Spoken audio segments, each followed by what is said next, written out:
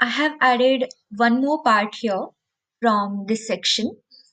I have taken a block, and the chosen color is kind of yellowish, and the material is wood planks. So if you go closer, you will see that it has kind of brick-like wooden plank-like structure on top of it.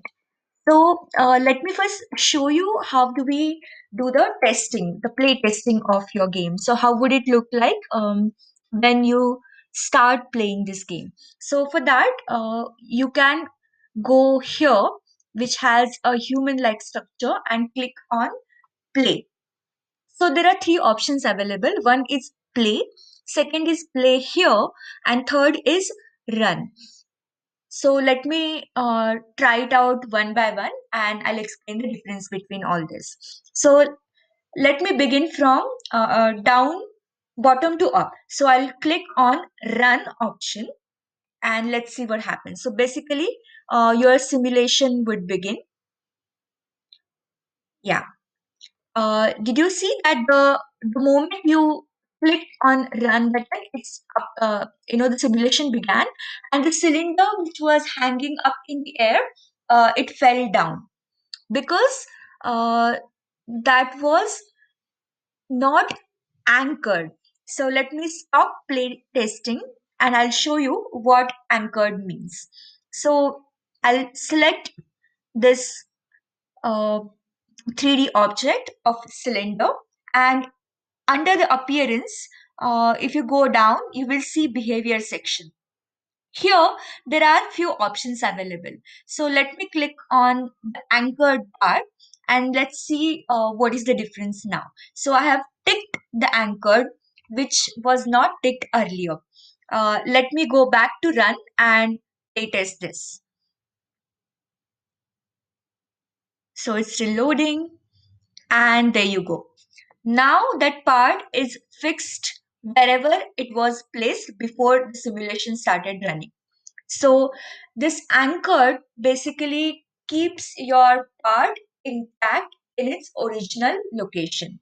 And uh, so let me stop it again and let's discuss about this part. Now, why did this part not move?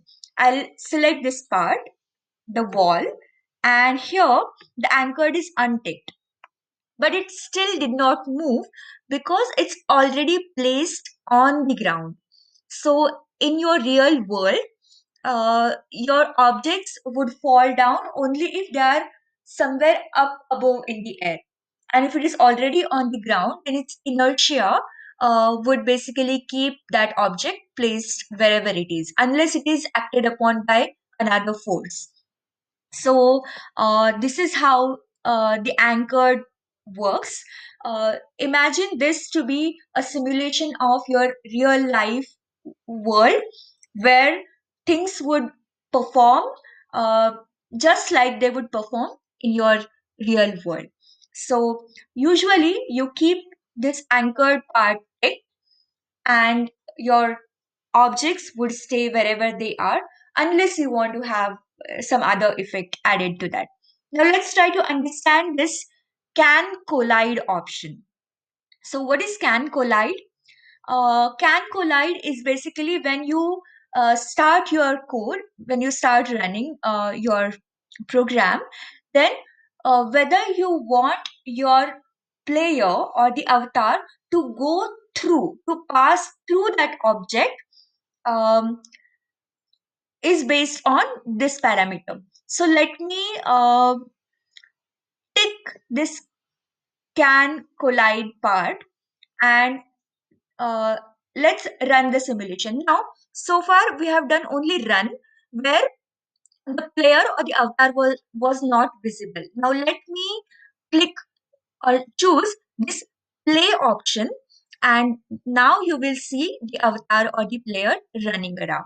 Now the can collide part for that wall is ticked and let's see what that really means. So my player has appeared in its initial position. Now I'm moving my left arrow key is down and that's how I'm moving the camera